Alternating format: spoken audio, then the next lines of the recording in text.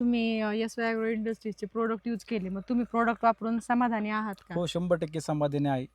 सगळेच प्रोडक्टची नावं मला माहिती नाही, पण आमचे कृषी मित्र आहे, हं, ते आम्हाला निश्चितच तुमच्याच कंपनीचे प्रोडक्ट रेफर केलेले आहे. हं, हं, हं. त्यांच्या अनुषंगाने त्यांचा आज जवळ-जवळ 1.5 एकराचा प्लॉट आहे. हं, हं. आमचे मित्र नितीनदादा सोनवणे यांचा देखील 2 एकराचा प्लॉट त्यांच्याचकडे आहे. ओके. आणि भविष्यात देखील आपण इथं पाहतो की जवळ 4 ते 5 एकर वैयक्तिक माझाच प्लॉट होणार आहे. हं, आणि आमचे सर्व शेतकरी यांचं पण एक सगळे होतकरू नवीन शेतकरी हं. अच्छा. प्लॉटला ते 4-2 दिवसाला व्हिजिट देतात. त्यांच्या हं. पण मनात इच्छा आहे की आपण देखील भविष्यात 1-2 एकर का होईना प्रत्येक प्लॉट करायचा आहे. हां, हां, हां. आणि मार्गदर्शन देखील आमचे सहकारी मित्र राजेंद्र सोनवणे यांच्याकडेच मार्गदर्शनासाठी जाणार आहे.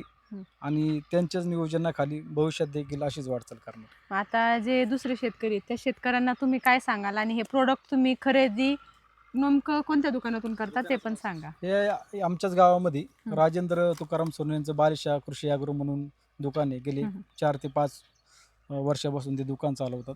अतिशय होतकरू शेतकरी आहे. स्वतःची घरी 30-35 एकर शेतजमीन असून देखील तिकडं जादा लक्ष न देता हं. इतरांची शेती कशी डेव्हलप होईल यासाठी अहोरात्र प्रयत्न करतात.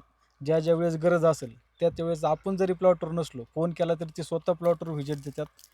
चांगल्या कंपनीची औषधं, खतं या ठिकाणी रेफर करतात आणि अतिशय योग्य असं मार्गदर्शन करतात. कमी खर्चामध्ये अतिशय सुंदर आपण पाहत असाल, की भर उन्हाळ्यामध्ये सगळीकडं वाळलेलं दिसते, पण प्लॉट मात्र हिरवागार आहे. हं. ते हे आहे. सर्व त्यांच्या नियोजनामुळेच. ओके. मग बाकी शेतकऱ्याला तुम्ही काय सांगाल? जे ॲग्रो इंडस्ट्रीजचे प्रॉडक्ट यूज केले हो, पाहिजेत नक्कीच या नाहीत? ठिकाणी सांगू इच्छितो. प्रॉडक्ट हे अतिशय अल्प दरात, रास्त दरात मिळतात. निश्चितच जर आपण इतर कंपन्यांचं प्रॉडक्ट पाहिलं, तर हे निश्चितच फायदेशीर आहे.